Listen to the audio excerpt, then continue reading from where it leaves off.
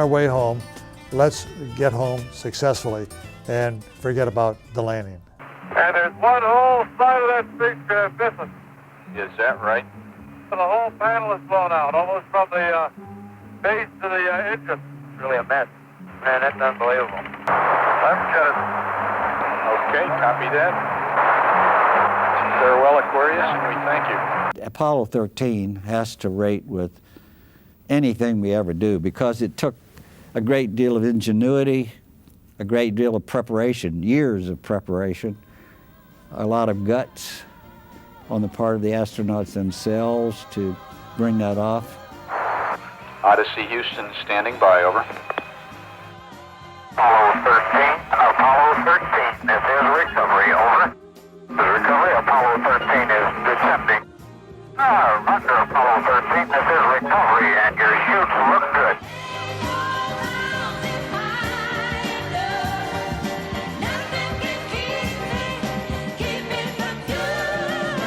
And so you have to say that Apollo 13 was a fantastic moment in the history of manned spaceflight. I will tell you that we had one of the most bodacious splashdown parties that I can remember when those guys got back.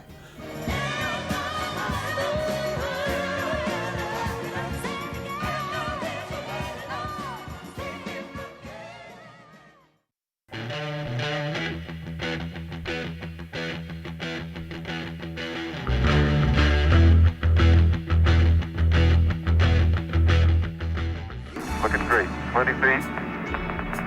10. 3 feet per second. Contact now. 2, stop. Auto. We're on the surface. Okay, we made a good landing. Roger, enter. You might recognize what I have in my hand as the handle for the contingency sample return. It just so happens to have a genuine 6 iron on the bottom of it. I'm going to try a little sand trap shot here. And if the band you're in starts playing different tunes, Miles and miles and miles. you're on the dark side of the moon. Come on out here and give me a salute. Big Navy salute. Charlie, set form. Oh, Stephen. How about that? I'm going out for the ballet when I get back. You learn another line of work up here. John, you're just beautiful. That is the most beautiful sight. What's that? You're standing there on the rim of that crater. Doggone, I've never heard John described as beautiful. No? Well, he's not real. Well, actually he is on this thing, I'll tell you. He's a big rooster tail out of all 4 wheels, and as he turns, he skids, the back end breaks loose just like on snow. Hot Rod Lincoln.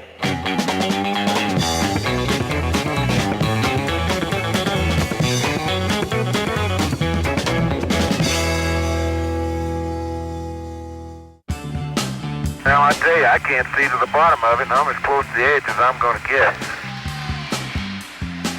All the different steps and all the different pieces of hardware, and all of it had to work. And it's just inconceivable that we could do something like that. The motivation was, well, it ain't gonna be my part that screws up, I want to get it right. And apparently everybody else felt the same way, and we did it, and did it, and did it, and did it. Look out, baby, now here I come. I'm bringing you with love that's true.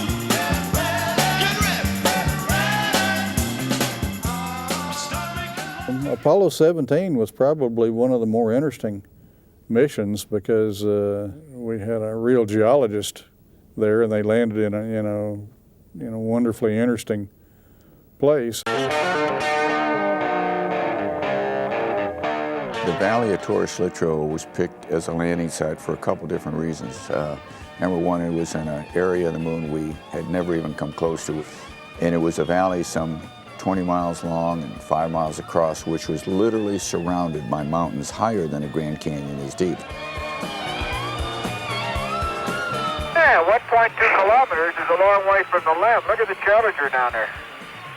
Make you get a feel for how big this valley really is. I'd rather not. Holy smoly! Why are we on a slope? No,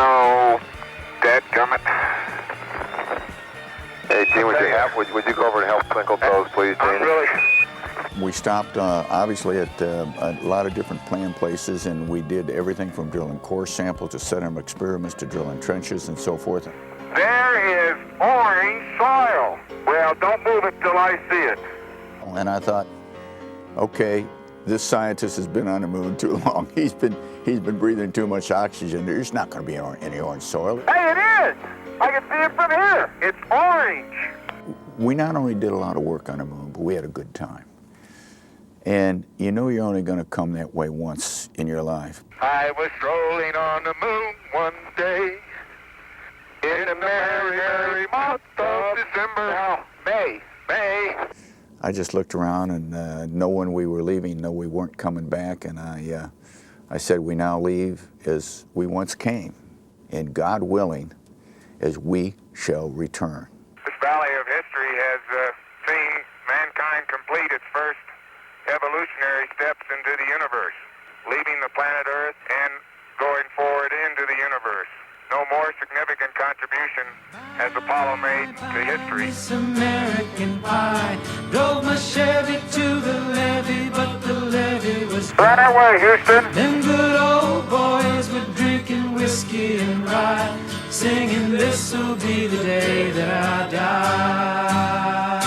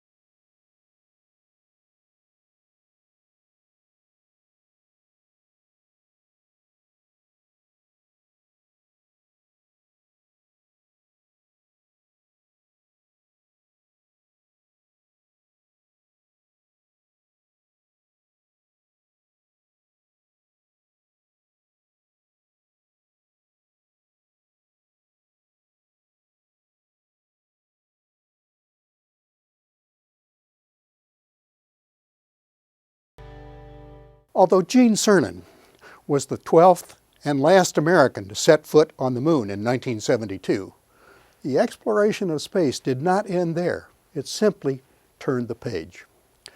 In the decade of the 70s, NASA's unmanned explorers set out on journeys that would cross millions of miles and show us worlds that, until now, had only existed as tiny points of light in the night sky.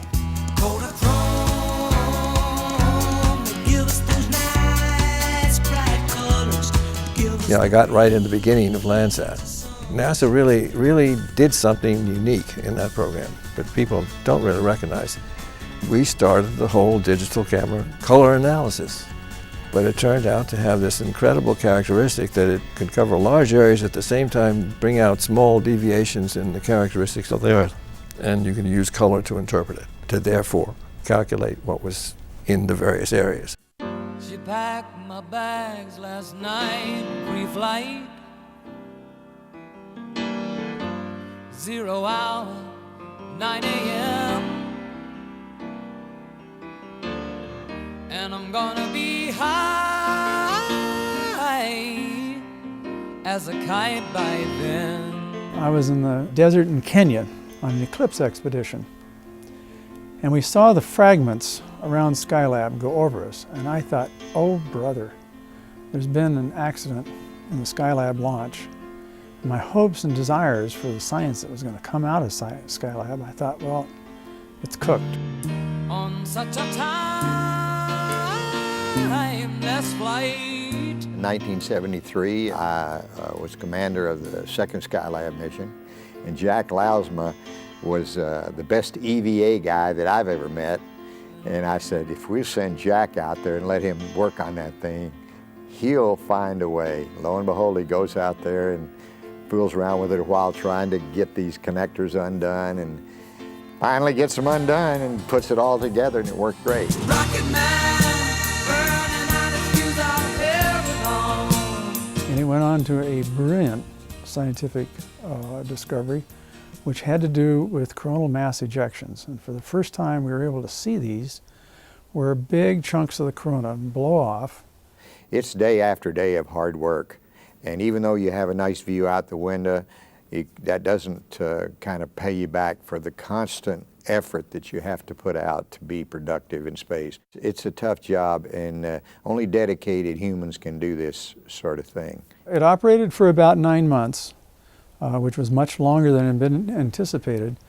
And at that time, we understood some things that we'd never understood before, and it gave us some forward momentum in the science that it continues right now till today.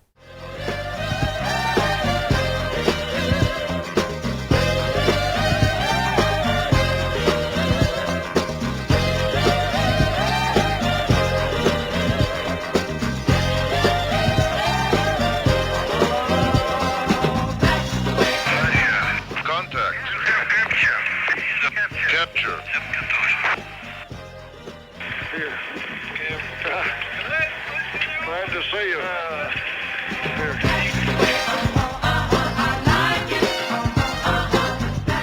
Let me call to express my very great admiration for your hard work, your total dedication in preparing for this first joint flight.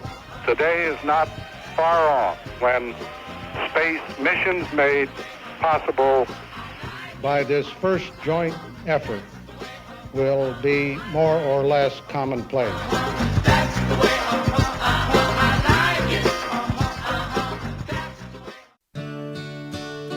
One of the huge surprises of the mid-20th century came with one of the Mariner spacecraft. And the Mariner spacecraft started towards Venus, and they found that the sun's magnetic field, far away from the Earth, was about as strong as the Earth's magnetic field. Now, I had been taught, and everybody else had been, that the sun's magnetic field would be negligible.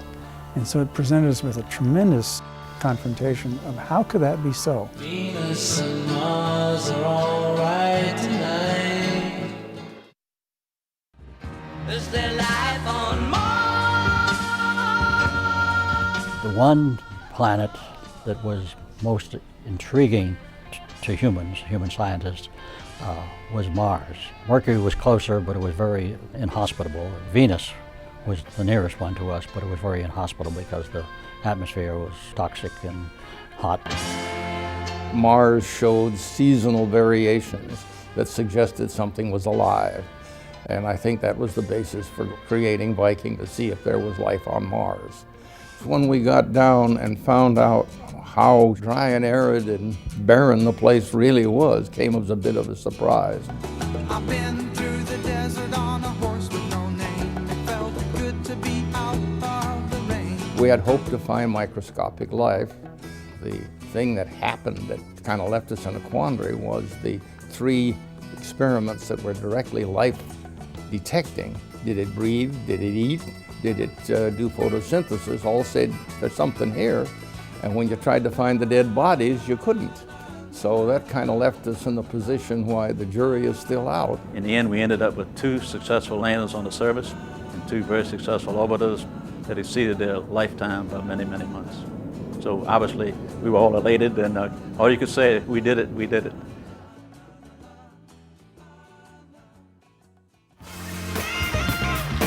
When we flew by Neptune, people were standing in line at night at planetariums in order to be able to see the images coming in from Voyager, because they weren't on the web in those days. There was no web. You had to go somewhere in the middle of the night to see it. It became a worldwide event when Voyager was flying by these worlds, and I had no idea that it would have that kind of an impact. And of course, that in the long run is the most important thing Voyager's done, is show how much there is, the new frontiers of space. You're a shining star, no matter who you are, shine bright to see.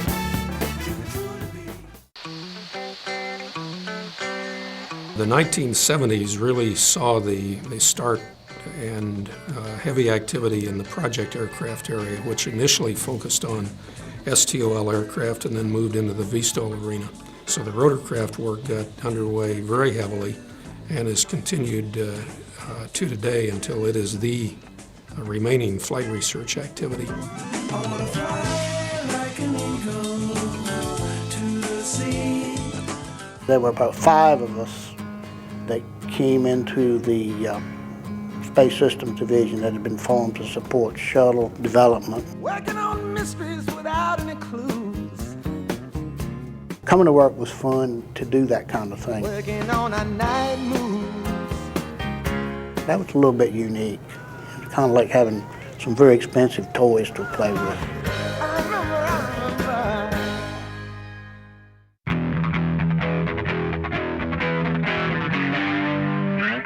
The development of the shuttle, I think that was a magnificent development program. You know, there were an awful lot of people, including some people at Langley, that were very hesitant that the shuttle would be successful. Would all those thousands of thermal tiles underneath protect it? Would it burn up? It turned out to be a tremendous opportunity.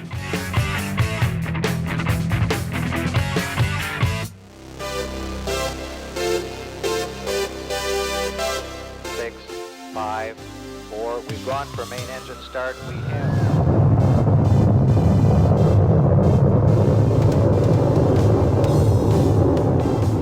America's first space shuttle, and the shuttle has cleared the tower. A vehicle that could launch into space as a rocket, put 25 tons of cargo into orbit, and land on a runway like an airplane. Not just once, but over and over again. In the 1980s, NASA would rip this concept from the pages of science fiction and place it squarely on the cutting edge of space travel.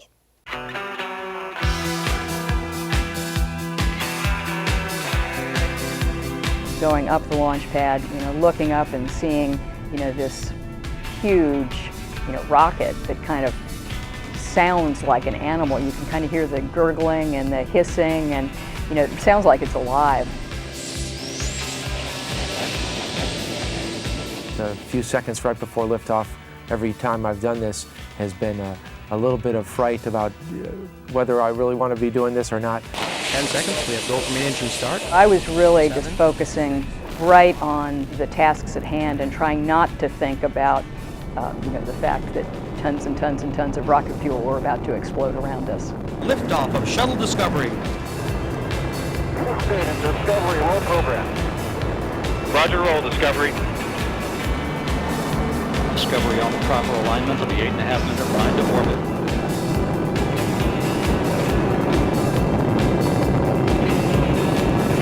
Six seconds into the flight. The forces and the sensations are just powerful beyond imagination. They shake you so much that you can hardly see the displays in front of you. Right after the solid rocket boosters are jettisoned at 2 minutes, it's a very smooth ride. The acceleration is very powerful, and you're on your way to orbit with a very different feeling. As soon as you achieved orbit, the engines cut off. Just instantaneously, you go from being pressed in the seat to hanging in your straps and sort of floating in the cockpit.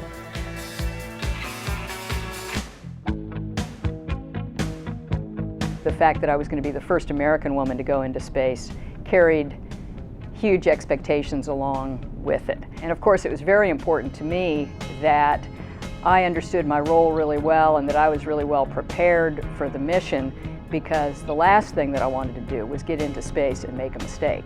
So I wanted to be very, very sure that I was able to meet the expectations. Every step you take, I'll be watching you. Oh yeah, you've been coming. Maybe your mind's too fast.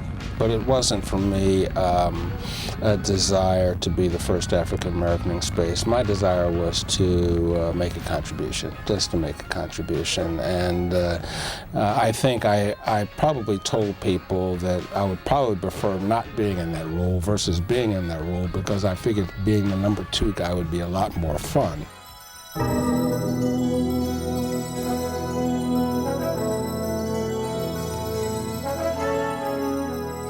Well, as you can see, we're having a lot of fun up here trying to figure out what happens to the human body in 0G. We are the world. We are the children. It feels like you weigh twice as much as you normally do during the entry portion. Once you get on final, all of the emotions and focus are just on that last little bit of landing, and it's a neat way to end a flight when you actually get to put your hands on the stick and fly it yourself. Gear down and locked. Touchdown. Engines throttling up, 3 engines now at 104%. Challenger, go with throttle up. Roger, go with throttle up.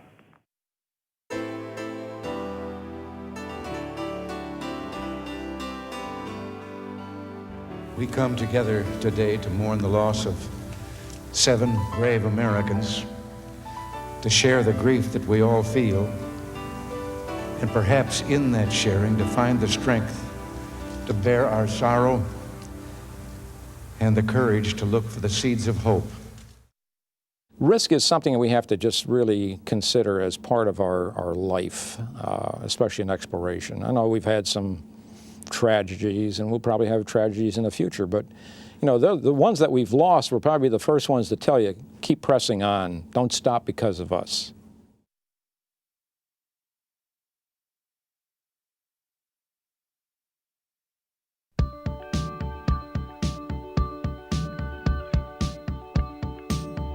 My role as a mechanical engineer was to find out, you know, what fell apart or what happened. And we finally found that the O-ring is supposed to be designed so that pressure on one side pushes them more securely into place.